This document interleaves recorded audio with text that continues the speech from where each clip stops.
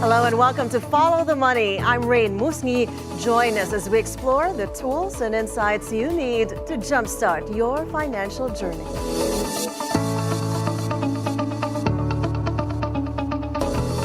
The Philippine economy is facing a mix of challenges and opportunities, from wage hike debates and manufacturing growth concerns to foreign investments and inflation.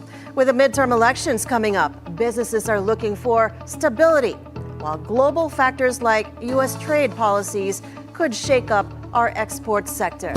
Today, we speak with Philippine Chamber of Commerce and Industry Chairman George Barcelon to get his insights on these pressing economic issues. George, thank you so much for joining us. We appreciate you coming on air with us Raine, today. thank you for inviting me. Welcome to Follow the Money. And good afternoon to the televiewers. Good afternoon, sir. Well, the PCCI recently urged Congress to let regional wage boards decide on wage hikes instead of passing a national increase. How do you see the balance between ensuring fair wages and maintaining business competitiveness? Well, we have a process wherein we've been following for many years, which is the tripartite discussion that concerns management, labor, and DOLE, government representation.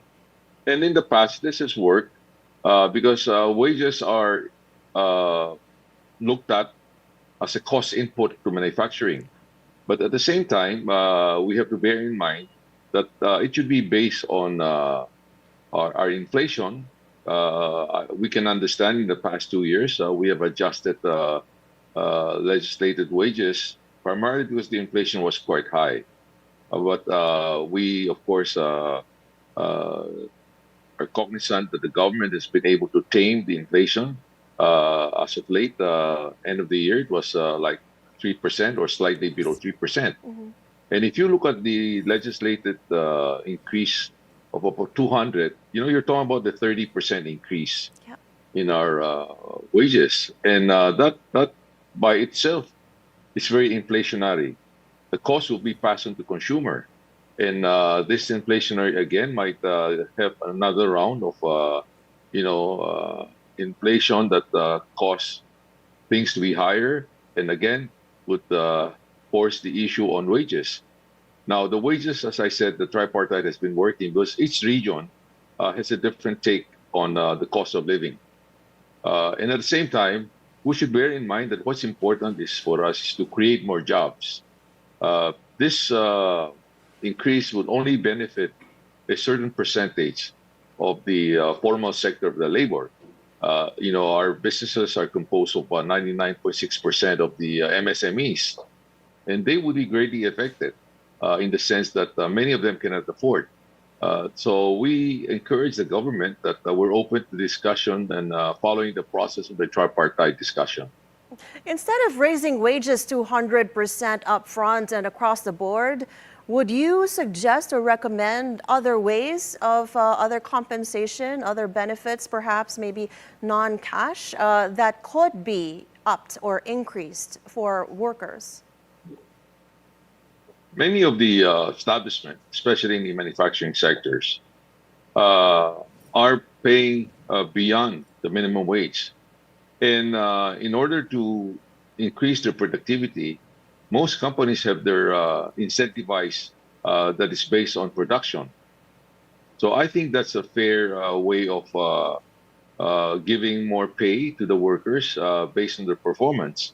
While when you mandate across the board increase in wage like that, the tendency is that we're not encouraging or we're not giving wages based on meritocracy.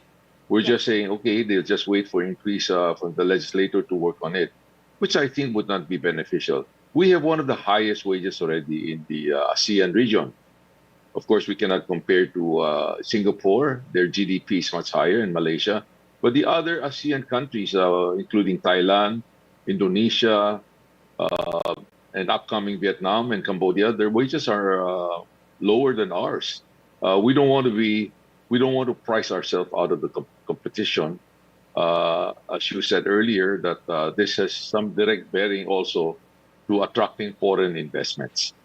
Right. Well put. I was just about to ask you about that. Now, of course, we are trying to woo a lot of foreign investors, especially in our manufacturing sector. Manufacturing production in the Philippines has grown at its slowest pace in 5 months. That's according to S&P Global.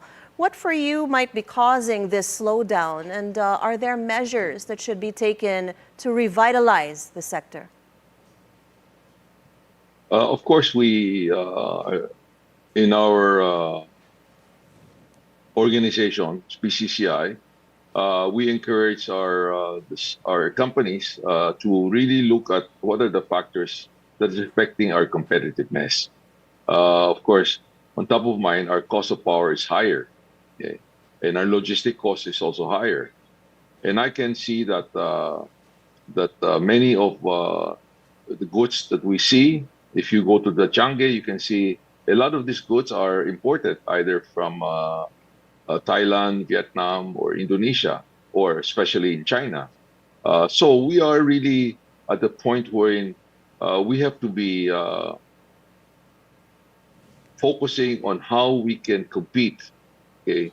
Otherwise, our hard-earned dollars by remittances by our OFW are sending jobs abroad. Whenever we import goods from outside, or even in the food sector, we're actually exporting the jobs. And this is where the gap has to be looked into. It's not just the businessman on the shoulder of the businessman, but the whole working relationship with the government, providing the infrastructure. Our power, again, is a bit on the high side. So this all factored in why the manufacturing has slowed down a bit, and the fluctuation on the energy cost, and also our currency. Lately, we're happy that the peso has gained strength. Primarily, it was U.S. dollar has weakened a bit, and this is reflected in the prices of gold. So as of late, the mining sector with the prices of gold and copper all has slightly gained, and this is really good for our country because the revenue from mining has gone up. So on the manufacturing side, there are really many areas that we can improve, and but in relation to the wage increase, I think that is not a one way of encouraging the manufacturing sector. Certainly. Now, we already touched on foreign investments. Of course, you brought up two important things. One is the power requirement in the manufacturing sector as well as labor. Given global uncertainties, local regulatory concerns, are there policies the government should consider or implement to attract more investors? We were speaking with PEZA recently, and they were already saying that the Philippines should have the most attractive locator package already in the whole of the ASEAN, considering their tiers of incentives for power and location over a period of time. And we were also talking to SAPI. They were saying that the Philippines should really develop their mining sector, but again, it's going to require more power. What do you think of it? What policies should there be in place to attract more foreign investment? I think we have the special advisor to the government on investment that's headed by Secretary Fortigo, and he's doing a good job. And he's very instrumental in having our create law trick to create more. And this has been, I would think that this would attract more investments because there are certain areas such as people in the PEZA zone before has some difficulty getting VAT exempt and the likes. So that's a good sign that the government is responding to the concern of the private sectors. But on the whole, our power rates is higher. Not only that, the dependability on the quality of power that some of the sector needs.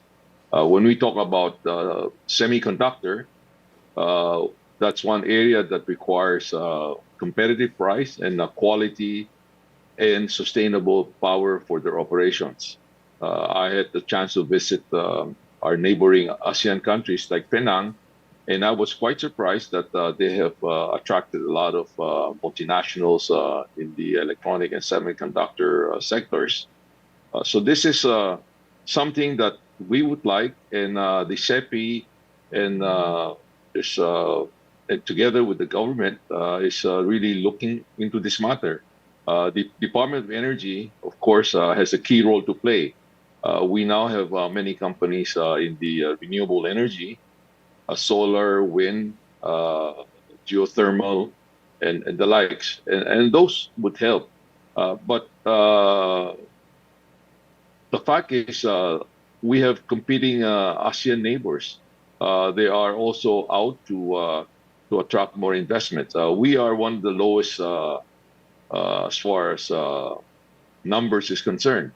We are much behind our ASEAN countries, wherein our foreign investment is not a double-digit $1 billion investment, while all the other rest, Malaysia, Indonesia, Vietnam, are all in the vicinity of about double digits, 15 to $25 billion. So these are, in other words, in a way that it shows our upside, that we still have a lot of room to grow. But on the economy, I would suggest that to the government that we also look at the low-hanging fruits on tourism. Our ASEAN neighbors are all are enjoying the fruits of more tourists coming to their countries. In particular, they're very flexible. They have allowed the biggest tourist market from China, wherein they made it flexible, wherein they can apply for visa upon landing, or some would even allow them to visit the country without visa for a few days. So those are things that I would like to believe that that we're capable of doing, and the tourism sector is the low-hanging fruits that we should really have a revisit on that. Certainly. I don't know if you saw the report today, the DOF secretary saying that the Philippines is ready for Trump 2.0, and it reports that the Philippine economy has been able to maintain steady growth. Our projections this year looking positive due to lower inflation, increased consumption. However, some sectors argue that growth remains uneven. Would you agree with this? And I mean, if we can segue into the Trump 2.0 matter, is there, is this a yin and yang kind of opportunity and risk factor? Well, the service sector, our BPO sectors, has gave quite positive growth for the year, and that's good.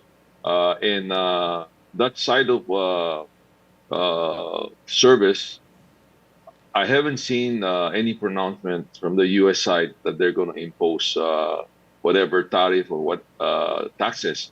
But on the manufactured goods, it looks like that it's across the board for the U.S. And that is some concern, wherein that would obviously jack up the cost. And from the consumer side, that would be some constraint on increasing their sales. So that's something that we have to look into. But again, business is a very, very competitive. If you find ways of making your costs lower, we can still compete. And I'm sure that a lot of exporters are already looking on how to mitigate this issue on increased tariff to the U.S. Now that you mention it, is there, very, very quickly before we go to break, Are there import costs or input costs that we can afford to drive down at this moment? Do you see any? Well, the costs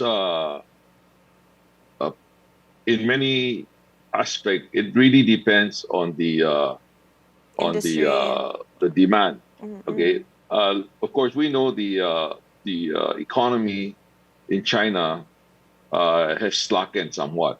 Okay, and they're one of our source of raw material. I mean, most of our manufacturing requires imported either raw material or semi-raw material. So Right. if their market has weakened a bit in China, maybe they will sell it to us cheaper, and that would lower down our cost. Okay. Other than that, I think in the world of business, we have to rely on our own, innovations, which Philippine is known for its creativity, and maybe that would help us still maintain or increase our market share in certain markets such as furnitures, garments, and footwear and bags. Okay, we do have foreign companies here that are investing in this wearables, but in the electronic side, semiconductor side, we have quite a number of few companies. The Dyson, the one that makes a bladeless, fan, and some of other vacuum cleaner or whatnot. I heard that they're doing quite well. They're expanding their business. So there's a sporadic, not areas of good business outlook, but there are some that are can be a bit stressful with all of this, possible tariff imposed on exporting countries. And if I hear from the Chinese side, also they are open to a lot of new deals because of this tariff policy from the U.S. We need to pause for a quick break, but still ahead, we'll delve deeper into Trump's tariff plans and how it's going to impact the Philippine economy. PCCI's George Barcelon will return with us. Stay on BNC and follow the money.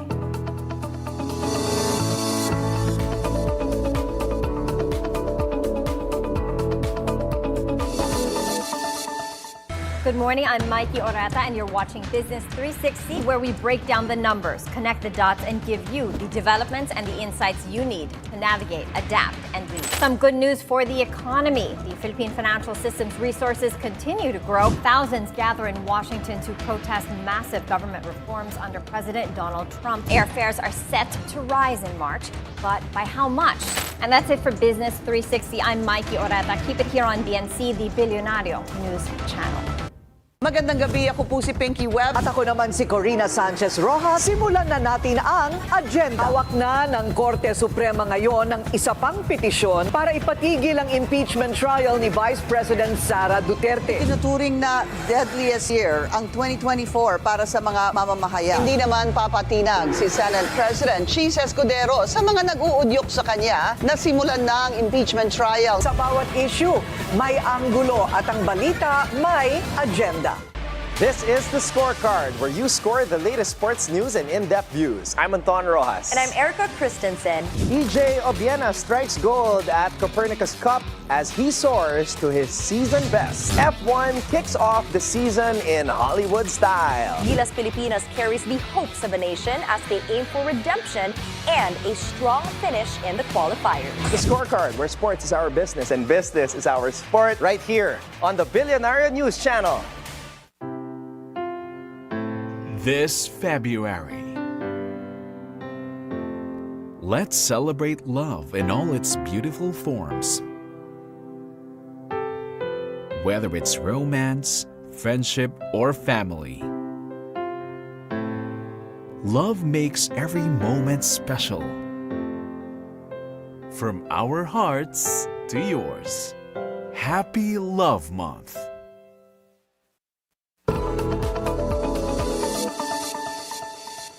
Welcome back to Follow the Money. We're still with Philippine Chamber of Commerce and Industry Chairman George Barcelon. George, the midterm elections are expected to shape economic policies moving forward.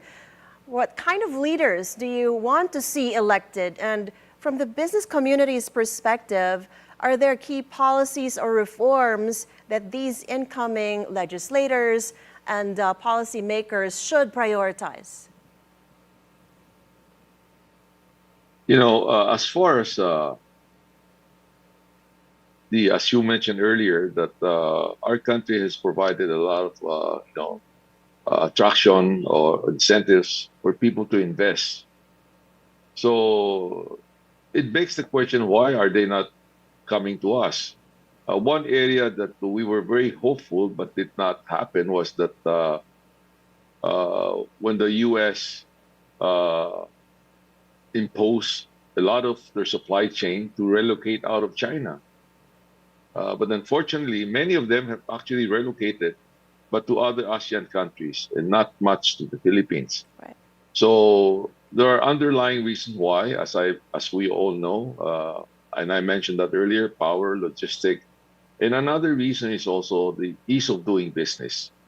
And that issue really, it's not just the national government concern. I think the national government is doing everything they can do. We even have the ARTA, the anti-red tapes. But we would like to hope, and we have seen in our dealings with the local government that they play a key role in encouraging, local businesses to expand and also to be able to attract foreign investments. So this issue on the ease of doing business is very important to heighten, our economic growth. In the U.S., if you notice, even President Trump, he set up this Department of Government Efficiency, which is headed by Elon Musk. Well, in a way, our ARTA is more focused on the reduction of bureaucracy, but maybe it's timely for us to have an agency like that to look how we can be more efficient, the government, in the service to the public sectors. We know very well that the budget GAA that has been approved is certainly has been going up in the past couple of years. And also our government deficit on that is a bit concerning because the debt service is quite high also. So all of this factor in and how competitive we are. Remember, when you want to be competitive, it's not just the businessman to be competitive. The government must be competitive. So it's a balance. It's a really, we're on the same boat. And we hope that our legislator has the wisdom to craft laws or even to take out some laws that are deterrent to our economic growth. And this requires, and we have been doing this. We've reached out to the government agencies and a lot of key government agencies also regularly talk to us to get some feedback. Very well put, and I cannot add to that anymore. I think we should end on that note to emphasize just how important ease of doing business and smooth government operations to remain competitive across the region would be. Thank you so much, PCCI Chairman George Barcelon, for sharing valuable insights on the business climate, economic challenges, and policies the country needs in order to progress. Thank you so much. It's our pleasure and honor to Thank you, Raine.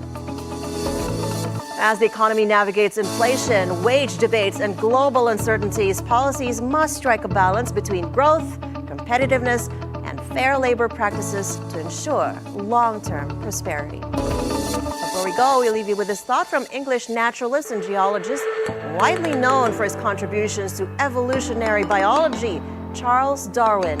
It is not the strongest of the species that survive, nor the most intelligent, but the one most responsive to change. That is it for today's edition of Follow the Money. I'm Raine Musñgi. Thank you so much for watching. Keep it here on BNC, the Bilyonaryo News Channel, always on top.